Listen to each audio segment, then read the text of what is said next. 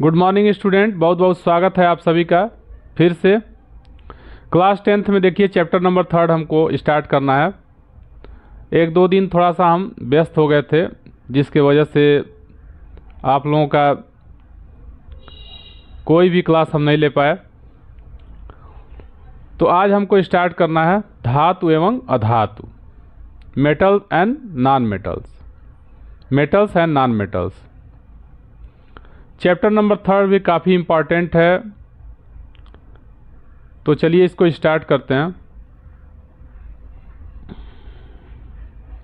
Metal और non metal का नाम आते ही आपके दिमाग में बहुत सारी चीज़ें आ रही होंगी। अपने आसपास जो कुछ भी आप देखते हैं वहाँ से एक कॉन्सेप्ट बना सकते हैं। यानी अपने आसपास कुछ भी चीज़ों को आप देखते हैं, जैसे मान लीजिए लकड़ी का टेबल है, चेयर है, प्लास्टिक है, तो एक लड़का उसका डिफिनीशन दे पाए या ना दे पाए, लेकिन जानता तो जरूर है कि वो मेटल है कि नॉन मेटल है। ठीक है, लोहे का कोई चीज़ है, जैसे मान लीजिए बच्चे हाथ में ये कड़ा पहनते हैं, तो वो कहते हैं कि हाँ ये मेटल है, बता देते हैं सब कि ये मेटल का बना हुआ है। लकड़ी का अगर कोई चीज़ है, जैसे कुर्सी है, मेज है, तो इसको कह देते हैं कि ये नॉन मेटल है। डिफिनीशन चाहे जो भी हो, इसको कहते हैं पूर्व ज्ञान। यानी आप अभी तक जो कुछ भी पढ़े हैं उसके बारे में आपके दिमाग में एक कॉन्सेप्ट जरूर है। उसका डिफिनीशन आप दे पाएँ या न दे पाएँ एक अलग बात है। ठीक है, जैसे कोई लड़का बता देता है कि हाँ सोना जो है वो धातु है, लोहा धातु है, ठीक है, एल्युमिनियम धातु है, कॉपर धातु है, लेकिन प्लास्टिक धातु नहीं है। ठीक है, लकड़ी धातु नहीं है। तो आज इस चैप्टर में हमको इन्हीं सब चीज़ों के बारे में चर्चा करना है। ठीक है, क्या क्या इसके प्रॉपर्टीज होती हैं, धातुओं के क्या क्या भौतिक गुण होते हैं इसके बारे में, और उसके क्या क्या रासायनिक गुण होते हैं इसके बारे में हमको मुख्य रूप से चर्चा करना है। धातुएं किस प्रकार से रिएक्शन करती हैं, क्या क्या परिवर्तन होते हैं, इन सब चीज़ों को इस चैप्टर में हमको लेकर के काफ़ी डिस्कस करना है।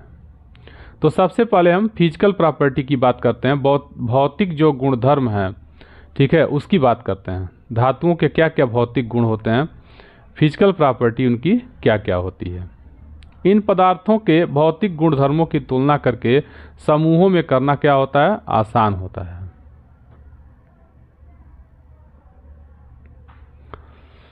तो चलिए एक एक्टिविटी लिया हुआ है, एक्टिविटी नंबर 3.1, इसको हम देखते हैं। क्या कर रहा है, आयरन, कॉपर, एल्युमिनियम और मैग्नीशियम के नमूने लीजिए।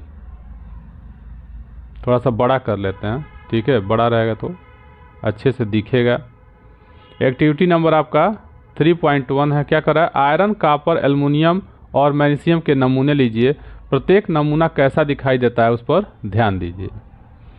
रेगमार्क से रगड़कर प्रत्येक नमूने की सतह को साफ करके उसके स्वरूप पर फिर से ध्यान दीजिए। यानी कुछ आपको सैंपल लेना है अपने आसपास जो कुछ भी चीज़ें हैं, ठीक है, और उसके सैंपल को ध्यान से देखना है उसको, और फिर कह रहा है कि उसको रगड़ करके सैंड पेपर से, जिसको कहते हैं रेगमार्क वही होता है, सैंड पेपर जो होता है उसको रगड़ करके देखेंगे फिर वो कैसा दिखाई देता है। तो जब आप उसको रगड़ करके देखेंगे तो वो थोड़ा सा चमकने लगेगा, उसमें कुछ लस्टर आ जाएगी, चमक आ जाएगी।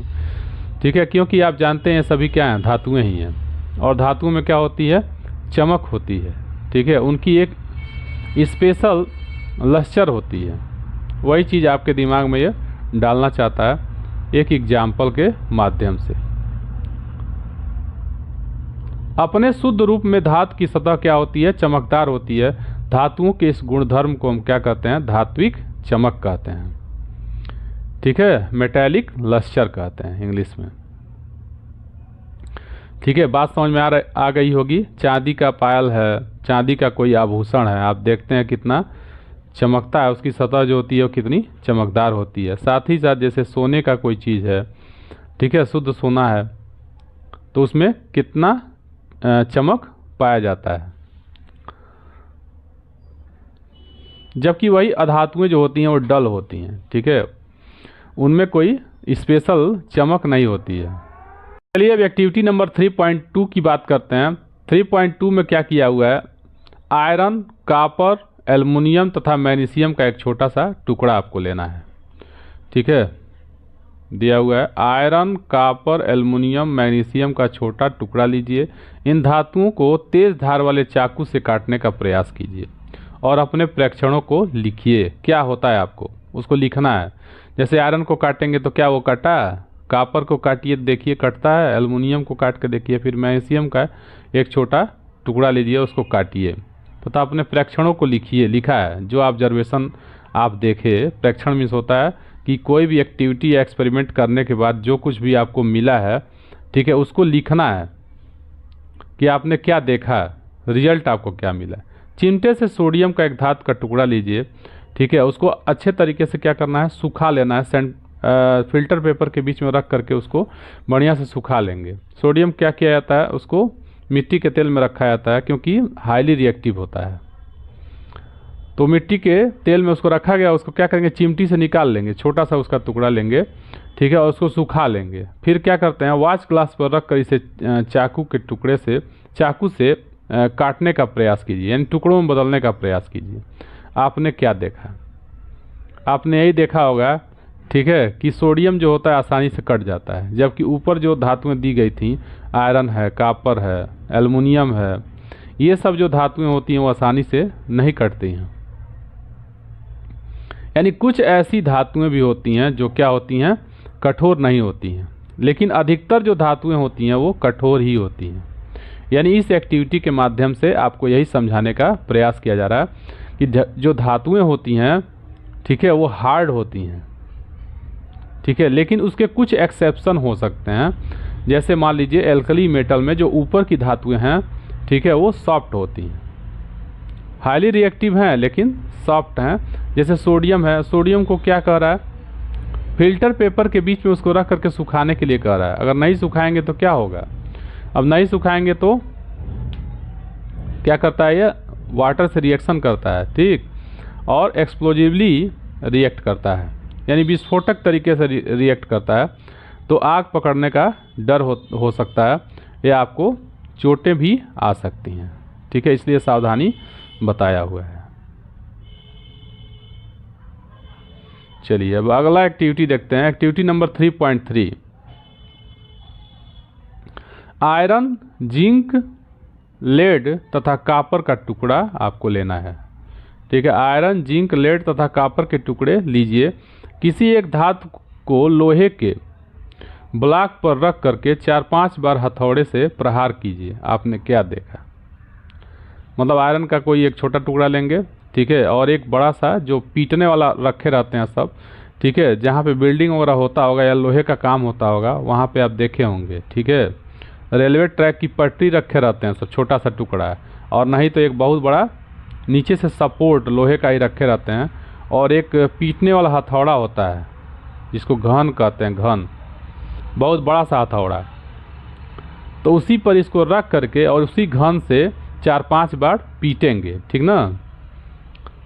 या लोहार जो होता है उसके पास भी यह अवेलेबल होता है, ठीक है, जो लोहे के चाकू है, चाहे मतलब कोई भी चीज़ है जिसको धार देते हैं उस, या लोहे के जो हथियार बनाते हैं उनको हम क्या कहते हैं, लोहार कहते हैं। तो वहाँ भी ये चीज़ अवेलेबल होता है, वहाँ पे रख करके उसको पीटने का प्रयास कीजिए।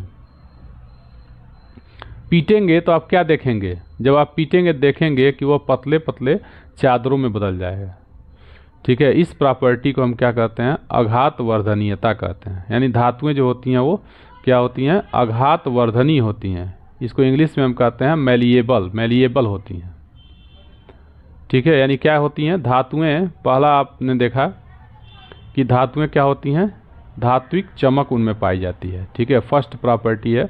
मेटेलिक लस्टर इसमें पाई जाती है। सेकेंड प्रॉपर्टी आपने देखा कि धातुएं क्या होती हैं, हार्ड होती हैं। कुछ एक्सेप्शन इसके हो सकते हैं, जैसे मान लीजिए क्या एक्सेप्शन था, सोडियम एक एक्सेप्शन था। यानी अधिकतर जो धातुएं होती हैं वो क्या होती हैं, हार्ड होती हैं। थर्ड आपने देखा कि धातुएं जो होती हैं वो अघातवर्धनी होती हैं, यानी मैलिएबल होती हैं, ठीक है। यानी इनको पीटने पर यह पतली चादरों में बदल जाती हैं। सोना और चांदी, ठीक है, दो ऐसी धातुएं हैं जो बहुत ज़्यादा आघात वर्धनी है। ठीक है, आप बर्फ़ी खाए होंगे, ठीक है, या मीठा खाए होंगे, कोई भी चीज़, कोई भी जो छेना है अच्छे क्वालिटी का, या बर्फ़ी है, खोए का जो बना होता है, उसके ऊपर आप देखे होंगे एक चमकदार सतह होती है। ठीक है, एक पतली चांदी की परत, उस पर पन्नी चढ़ाई गई होती है, फॉयल, क्योंकि चांदी हमारे लिए, हमारे बॉडी के लिए भी क्या है, ज़रूरी है। मिनरल्स के रूप में इसका, इन सभी धातुओं का उपयोग किया जाता है। और आप जानते हैं कि यह किसी अन्य धातुओं से रिएक्ट करके कोई अन्य कंपाउंड के रूप में नहीं पाई जाती है। ठीक है, इसलिए चादरों के रूप में इसके ऊपर चढ़ा दी जाती है। ऐसे ही आप देखे होंगे, जैसे एल्युमिनियम का फॉयल है, एल्युमिनियम का फॉयल का प्रयोग भी किया जाता है। कहाँ करते हैं, जैसे रोटी वगैरह हम लेते हैं ना होटल वगैरह से, तो वहाँ पे आप देखे होंगे कि रोटी के ऊपर फॉयल लपेट करके देते हैं। उससे क्या होता है, उसके अंदर का जो हीट होता है वो बना रहता है, यानी रोटी जो होती है वो ठंडी नहीं होती है। ठीक है, और सूखती नहीं है। साथ ही साथ एल्युमिनियम के फॉयल का प्रयोग कहाँ किया जाता है, दवाइयों, ठीक है, दवाई मेडिसिन्स के पैकेज के रूप में, पैकिंग के रूप में भी एल्युमिनियम फॉयल का प्रयोग किया जाता है।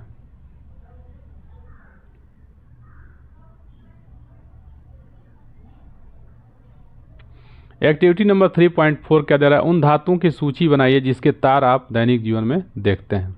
एक चीज़ और, ठीक है, सोने, 1 ग्राम सोने से, देखिए यहाँ दिया हुआ है, 2 किलोमीटर, ठीक है, लंबा तार खींचा जा सकता है। और कौन कौन सी ऐसी धातुएं हैं जिनके तार आप अपने आसपास देखते हैं, तो आप देखे होंगे कि कॉपर वायर का प्रयोग बहुत ज़्यादा किया जाता है। वायरिंग में भी कॉपर वायर का प्रयोग करते हैं। ठीक है, साथ ही साथ एल्युमिनियम का भी वायर प्रयोग किया जाता है। जो हमारे घरों में बिजली आती है, गवर्नमेंट ने क्या किया है, पोलों पर जो तार लगाया हुआ है एल्युमिनियम का बना होता है। और साथ ही साथ उसके बीच में, ठीक है, एक हार्ड वायर का भी प्रयोग किया गया रहता है, जो क्या होता है, लोहे का बना होता है। उसी के ऊपर एल्युमिनियम के जो तार होते हैं वो लपेटे गए होते हैं। नहीं तो एल्युमिनियम इतना मजबूत नहीं होता है, नहीं तो टूट जाएगा। ठीक है, तब तक इतना देखते रहिए, फिर अगले हम लेक्चर में इसके आगे चलेंगे। तब तक के लिए धन्यवाद।